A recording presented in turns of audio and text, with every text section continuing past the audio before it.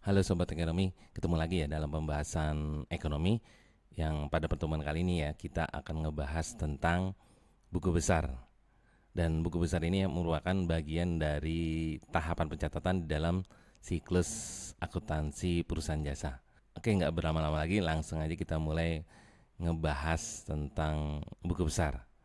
Jadi ya sobat, setelah semua transaksi udah dicatat di dalam jurnal umum, maka tuh langkah selanjutnya adalah mentransfer ya atau memindahkan transaksi yang ada di jurnal umum tersebut ya ke dalam buku besar utama ya, General Ledger.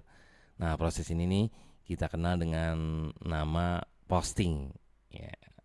Berarti memposting ke buku besar. Jadi pada tahapan posting ini ya, akun-akun yang sejenis itu akan dikelompokin dan dijumlahkan ya, untuk menentukan saldo akhir setiap akun pada akhir periode, biasanya Desember gitu ya. Nah, terus saldo akhir inilah nanti yang bakal kemudian dilaporin dalam neraca saldo atau neraca sisa. Nah, terus kenapa sih ya neraca saldo ini nggak kita ambil langsung aja nih dari jurnal umum gitu ya, tanpa ngelibatin buku besar. Nah, secara teoritis memang bisa gitu ya, mindahin neraca saldo langsung dari jurnal umum gitu ya. Tapi cara ini nih sangat berisiko tinggi gitu ya, karena dapat menimbulkan kesalahan penghitungan. Nah, jadi buku besar ini nih alat bantu yang sangat penting gitu ya sobat ya, dan memainkan peran yang sangat krusial. Nah, terus fungsinya apaan? Nah, fungsi dari buku besar itu adalah untuk menjumlahkan saldo awal setiap akun dengan semua transaksi yang terjadi selama periode berjalan gitu ya. Sehingga nanti bisa menghasilkan neraca saldo nih yang akurat gitu jumlahnya. Nah, bagaimana sih terus proses mindahin transaksi yang ada di jurnal umum ke buku besar atau bagaimana proses posting ke buku besar? Yuk kita mulai prakteknya.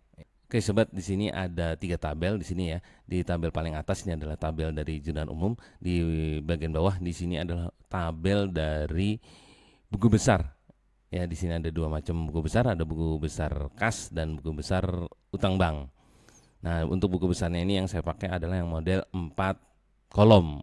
Ya. Nah, langsung aja gimana proses mindahinnya dari jurnal umum ke buku besar. Nah, maka pertama yang perlu kita lakukan adalah memindahkan tanggal, bulan, dan tahun yang ada di jurnal umum ya ke dalam tanggal di akun-akun buku besar yang bersangkutan. Nah, di sini di tabel jurnal umum kan kita lihat tanggalnya ya di sebelah kiri ya, kolom paling sebelah kiri sini ada kolom tanggal. Nah, ini kita pindahin ke kolom tanggal yang ada di buku besar. Nah, di bagian sama ya, di buku besar juga kolom tanggal di bagian paling kiri, di bagian sini sama di bagian sini gitu. Oke. Nah, kalau udah mindahin tanggal, bulan dan tahun ya dari jurnal ke buku besar, maka langkah yang kedua adalah kita mindahin ya keterangan singkat yang ada di jurnal umum. Ini ya keterangan singkat. Di sini keterangan singkatnya adalah pinjaman bank gitu ya.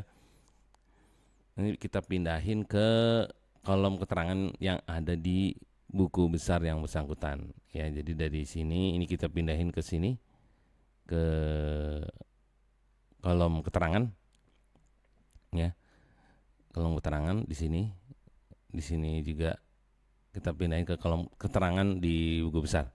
Nah, terus ini sebelum ada keterangan ya, ada keterangan di buku besar, di sini ada tertulis saldo. Gunanya saldo ini untuk mencatat seandainya ada saldo ya dari periode akuntansi sebelumnya gitu. Tapi dalam contoh ini kan tidak ada saldo, maka di kolom debit kreditnya ini kosong ya. Di kolom debit kreditnya ini juga kosong nih di buku besar utang bank. Oke, kita lanjut ke langkah berikutnya. Di langkah yang ketiga ini ya, kita mindahin ya halaman jurnal. Kita mindahin halaman jurnal umum ini nih ke kolom referensi yang ada pada buku besar yang bersangkutan. Ya, jadi dari sini ini ada halaman 1 di sini ya dari buku jurnalnya. Maka ini kita pindahin ke kolom referensi di bagian sini Kolom referensi ini kita tulis JU1, maksudnya Jurnal Umum halaman 1. Di bagian buku besar utang bank di sini juga kita tulis di kolom referensi ya. Di sini JU1 juga, di sini menunjukkan Jurnal Umum halaman 1. Oke. Lanjut.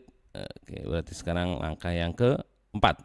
Nah, langkah keempat ini ya, kita akan memindahkan jumlah nilai yang ada di kolom debit dan kredit di jurnal umum ini ke kolom debit dan kredit yang ada di buku besar. Nah, di mana pada proses kali ini kita akan memindahkan dulu ya jumlah yang di debit pada jurnal umum ke debit yang ada pada buku besar. Nah, di sini ya, pinjaman. Nah, di sini untuk kas ya. Untuk kas di sini tercatat di debit ya sebanyak 20 juta, maka di buku besar akun kas ya, maka di sini kita nyatatnya juga di debit ya sebanyak 20 juta. Lanjut di bagian saldo, di sini karena transaksi pertama maka saldonya juga jumlahnya sama ya sebanyak 20 juta. Nah, selanjutnya di langkah kelima ini kita mindahin jumlah yang ada di kolom kredit dari utang bank ya ke buku besar utang bank ya. Jadi di angka kredit ini sebanyak 20 juta ini ya, ini kita pindahin ke kolom kredit di sini ya, ke kolom kredit pada buku besar utang bank ya. Dan lanjut di bagian saldo, di sini kita tulis dengan jumlah yang sama juga ya, karena transaksi yang pertama sebesar 20 juta. Kalau sudah dipindahin ya semua angka-angka yang ada di kolom debit atau mungkin di kolom kredit, maka di langkah ke-6 ini kita memberikan tanda bukti ya bahwa sudah dilakukan posting ya. Sudah dilakukan posting untuk akun tertentu di tanggal tertentu gitu ya. Dengan menuliskan nomor akun ya, atau dengan menuliskan kode akun di kolom referensi jurnal umum ya. Jadi di jurnal umum di sini, ini kita di kolom referensi ini kita tulis kode akun. Kita catat kode akun di sini ya untuk menandakan bahwa transaksi kas di tanggal 3 Desember ini sudah tercatat di buku besar akun kas.